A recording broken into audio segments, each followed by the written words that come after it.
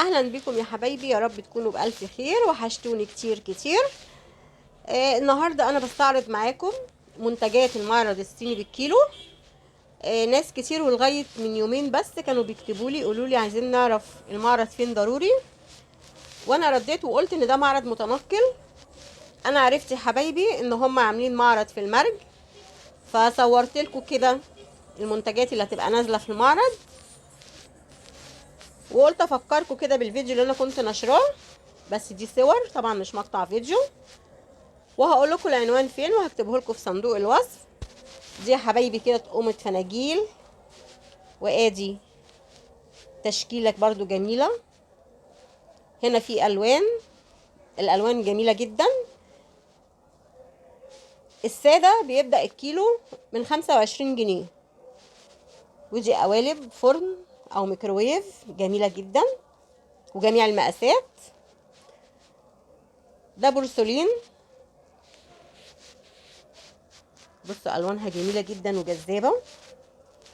زي ما قلنا حبايبي الكيلو بيبدأ ب25 جنيه، 45.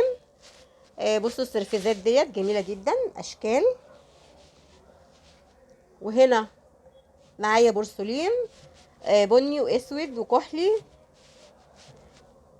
ده كده فنجال شاي بس جميل جدا. ودي بولات وسرفيزات، دي سادة. ودي طواجن الوان، الوان بصراحة كلها احلى من بعضيها. وفي منها مقاسات، في الصغير وفي الكبير، يعني في اللي هو يكفي شخص واحد. ده هنا طقمة صيني، الطقم الصيني بيبدأ ب1100 جنيه. ودي حلل جرانيت. دي تشكيلة صحون كده، الكيلو بتاعها ب75. والابيض يا حبايبي زي ما قلنا من اول 25 لغاية 75. دي الطاسة بتتحط على النار وبتتحط على الفرن اللي هي ام ايد الصغيرة ديت، جميلة جدا. الصيني الابيض قلنا بيبدأ من 25 ل75. دي بولات، الكيلو بتاعها بيعمل 3 بولات ب75 جنيه. البولات انا كنت جايباها في المعرض اللي فات ووريتهم لكم، اللي هي البيضة. دي بقى بولات الوان،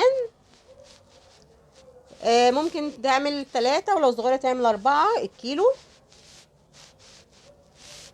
المعرض يا حبايبي هيكون في المرج، شارع مؤسسة الذكاء، خلف الحي بتاع المرج، داخل مركز شباب الأندلس.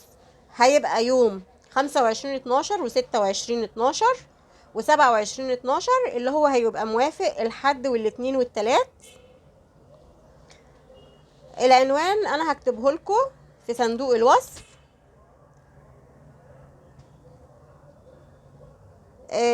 طبعا العنوان مش هيتوه، والحاجات جميلة زي ما احنا شايفين. هتشتروا يعني ما تقلقوش، يعني هتروحوا مش هتبقوا عارفين تاخدوا ايه ولا ايه ولا ايه. وخصوصا العرايس اللي بتجهز، هتختاري وتبقي محتارة تشيلي ايه ولا ايه بجد من عندهم. انا كان عاجبني قوي الصحون ديت، ال5 كانوا عاملين كيلو. وبرده الصحون دي انا جبت منها صحون الغرف الصغيرة، ال6 كانوا عاملين كيلو 100 جرام.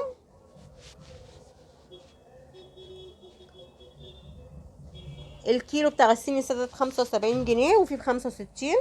عجبني قوي السرفيز الابيض اللي على هيئة سمكة دوت، جميل جدا. اتمنى حبايبي الفيديو يكون عجبكم، وتكتبوا لي في التعليقات. اشوفكم على خير.